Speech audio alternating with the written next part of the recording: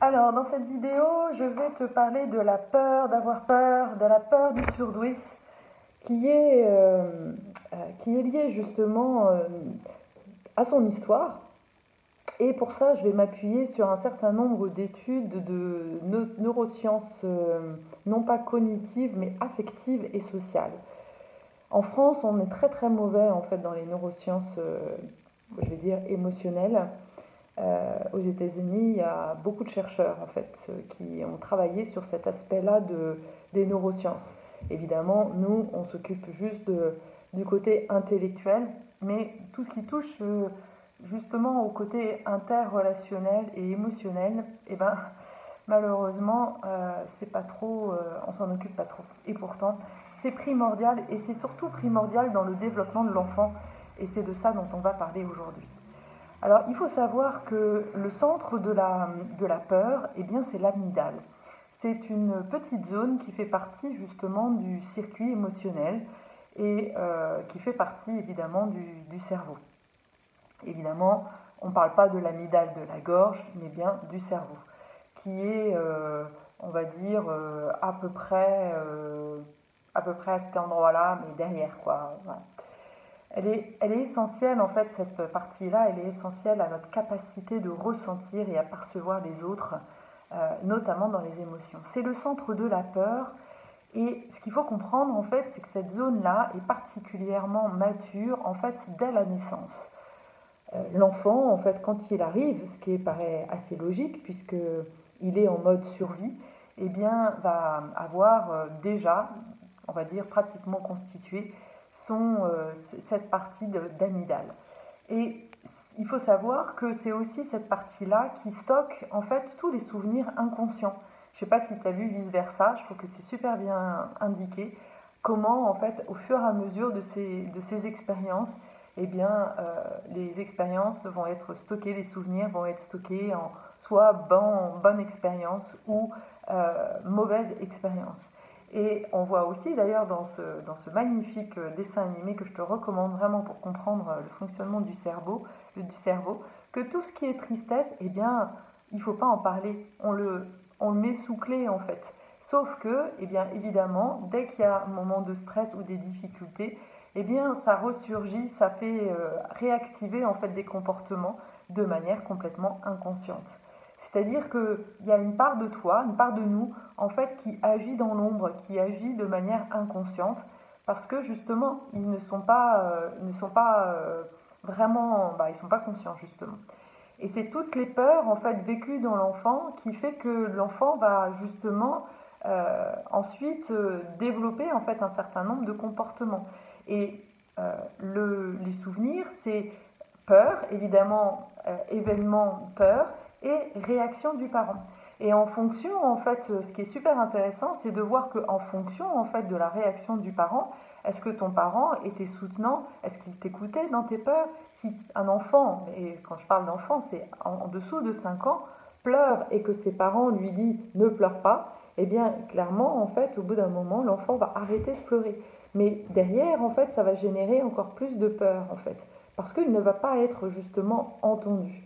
Et ce qu'il faut comprendre aussi, c'est que il y a une autre partie en fait du cerveau qui s'appelle le cortex préfrontal, qui est là pour le coup devant en fait, qui lui pour le coup est là pour pour apprendre justement à gérer les émotions, pour apprendre à les réguler.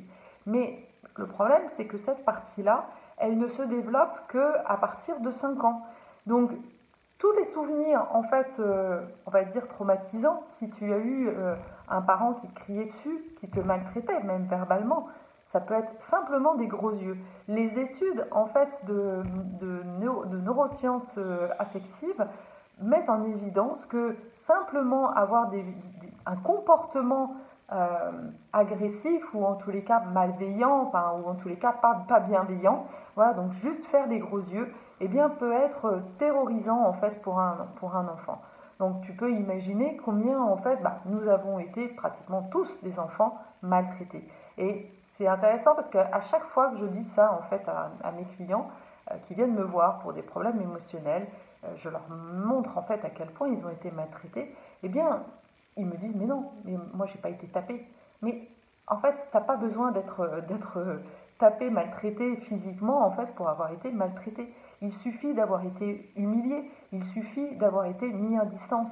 Il y a des études là aussi qui sont super intéressantes concernant la relation en fait des parents à l'enfant et qui démontrent en fait que si le parent est ignorant, en fait, ne prend pas compte, en fait, ne réagit pas quand un enfant pleure ou quand un enfant est triste, voilà, qui le laisse complètement de manière très autonome, gérer ça tout seul, eh bien, bah, d'un côté, l'enfant, en fait, va apprendre que, en fait, il ne peut pas compter sur son père ou sur sa mère, et donc, il va justement, quelque part, construire un comportement qui va faire qu'il va éviter justement, il va arrêter en fait de pleurer ou de demander, puisqu'il sait que ses parents en fait vont être, euh, ne vont pas être soutenants. Et donc du coup, il va construire la croyance qu'il doit se débrouiller tout seul. Ce qui derrière, évidemment, tu peux bien imaginer, va générer en fait de gros problèmes au moment de des relations amoureuses, puisque en tant qu'adulte, cet enfant qui aura cette croyance qu'il doit se débrouiller tout seul, eh bien, aura beaucoup de mal à créer un lien en fait, un lien de confiance avec sa compagne. Et de manière inconsciente, il va provoquer en fait des situations qui vont éviter justement qu'il puisse s'attacher. Donc, donc tout ça en fait pour dire que selon en fait la réaction du parent, si le parent va réagir ou pas, eh bien c'est ça qui va du coup construire en fait la confiance en soi, l'estime de soi et aussi la confiance dans la vie des autres en fait du surdoué. Et c'est pas par hasard en fait que la majorité en fait des surdoués arrivent en fait dans des familles où justement n'ont pas été soutenues, elles n'ont pas été vraiment accompagnées, puisque justement une de leurs missions c'est justement d'expérimenter à quel point c'est souffrant en fait, ils ont souffert en fait de ça, et bien pour pouvoir l'instaurer dans n'importe quel métier. Ça peut être en tant que manager, ça peut être en tant que thérapeute, mais ça peut être aussi en tant que professeur, etc., etc. Mais il va quelque part, de par son expérience, il va donc faire l'expérience du besoin et de l'importance justement de la, d'un environnement bienveillant, soutenant, et voilà, et il va donc du coup pouvoir le proposer en fait au monde, et ainsi on va pouvoir changer un peu les modèles un peu d'éducation, que ce soit d'éducation ou même de management, par la peur, par l'humiliation, par tout ça en fait. Et c'est ce qu'on est en train de vivre en fait. Parce que toutes les études en fait de neurosciences affectives démontrent en fait à quel point en fait non seulement on a peur, mais il faut comprendre que derrière, à côté aussi de l'amygdale, il y a l'hippocampe. Et l'hippocampe, c'est aussi la partie en fait du cerveau qui permet en fait l'apprentissage. Et, et elles sont liées en fait. Si tu as peur, eh bien, tu n'es plus en capacité, c'est comme si tout ton hippocampe était gelé en fait. Un enfant sur qui on crie dessus ou à qui on donne beaucoup de pression ou ce genre de choses, eh bien, ne va pas être en capacité en fait d'apprentissage ni de mémoriser.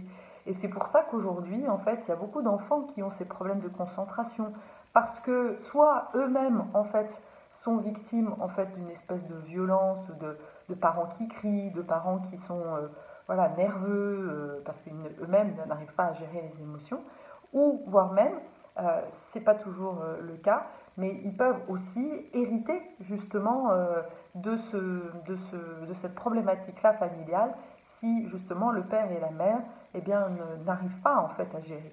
Donc tout ça en fait, ça se transmet par les gènes, tout ce côté agressivité, violence se transmettent aussi par les gènes et sont régulés en fonction de l'environnement. Et si l'environnement, si les parents, encore une fois, reproduisent en fait ces schémas de violence, eh bien en fait, on continue le cercle infernal jusqu'à ce que eh bien, il y ait un surdoué dans la fratrie, dans la famille, pour justement prendre la mission de stopper cette chaîne-là et de trouver en fait la solution pour pouvoir arrêter ça.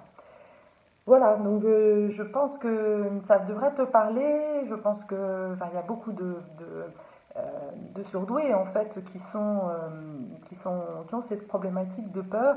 Alors, ce qui est intéressant aussi, c'est de noter que soit elle est active, c'est-à-dire que soit le surdoué arrive à une période de sa vie où il ressent vraiment des crises d'angoisse ou ce genre de choses, que dès qu'il est dans un modèle d'action où il doit agir, où il doit sortir de sa zone de confort, eh bien, il va y avoir justement toutes ces peurs qui vont remonter. Et comme son système justement préfrontal n'aura pas pu se développer correctement, lié justement à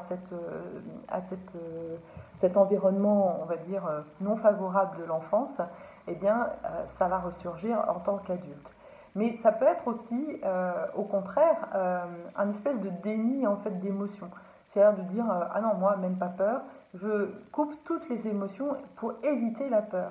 Mais là encore, souvent, en fait, les situations se reproduisent et c'est souvent à travers des problématiques de relationnel que le surdoué va devoir, à un moment donné, justement, bien, admettre, faire face en fait à sa réalité, à la réalité qu'il a été élevé dans un environnement de peur, sur lequel il s'est raconté de jolies histoires, par exemple que ah ben non c'était chouette en fait de pouvoir être tout seul dans la grande maison et de pas avoir les parents sur le dos, alors qu'en réalité il y a une autre part de lui qui était vraiment sous stress et qui du coup n'a pas construit en fait cette sécurité émotionnelle dont il avait tant besoin.